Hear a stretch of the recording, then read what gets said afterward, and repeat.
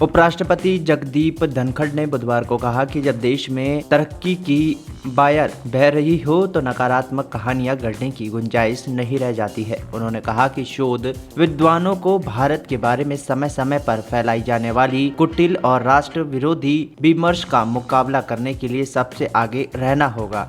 Europe के दौरे पर गए कांग्रेस नेता राहुल गांधी पर स्पष्ट रूप से कटाक्ष करते हुए धनखड़ ने कहा कि अगर ऐसे हानिकारक एजेंडे वाले लोगों के लिए यहाँ चीजें काम नहीं करती हैं तो वो यूरोप जा सकते हैं, ब्रिटेन जा सकते हैं, वहाँ हमेशा उन्हें सुनने वाले कुछ लोग होंगे।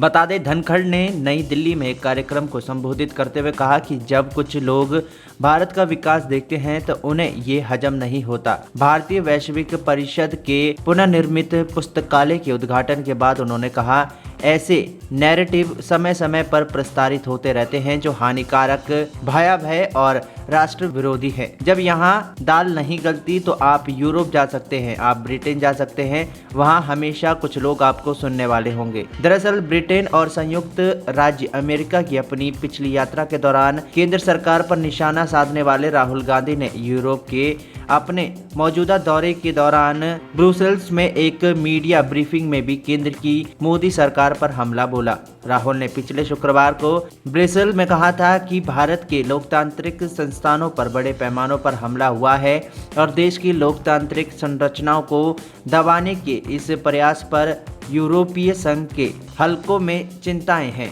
दरअसल उपराष्ट्रपति ने इसके अलावा हाल ही के मानसून सत्र के दौरान संसद के दोनों सदनों के बार बार व्यवधान पर चिंता व्यक्त करते हुए सांसदों से अमेरिकी संसद कांग्रेस के दोनों सदनों की कार्रवाई खासकर हाउस ऑफ कॉमन्स से सीख लेने की सलाह दी थी। उन्होंने कहा, हमें वैश्विक मामलों, senate, Congress, house of Commons की कार्रवाई की जांच करनी चाहिए। उपराष्ट्रपति ने कहा, अब जब भारत बढ़ रहा है तो क्या हम एक राजनीतिक शक्ति के रूप में अशांति को हथियार बनाने का जोखिम उठा सकते हैं? हम ना ऐसा ही कर सकते हैं। आप किसी भी 20 देशों को चुन सकते हैं। क्या वहाँ नारेबाजी हो रही है? क्या उनके नेता सदन के वेल में दौड़ते हैं? क्या वो सभापति की और तल्खियां लेकर आते हैं? धनखड़ ने भारतीय वैश्विक परिषद में अनुसंधान संकाय को सीधे संबोधित करते हुए कहा, आपको एक बड़ी भूमिका निभानी है। आप इस देश के सबसे प्रभावशाली राजदूत हैं। मैं आपको बता दूं कि हमें सतर्क रहना होगा। आप समझदार हैं और इसका मुकाबला करने के लिए बुद्धिमान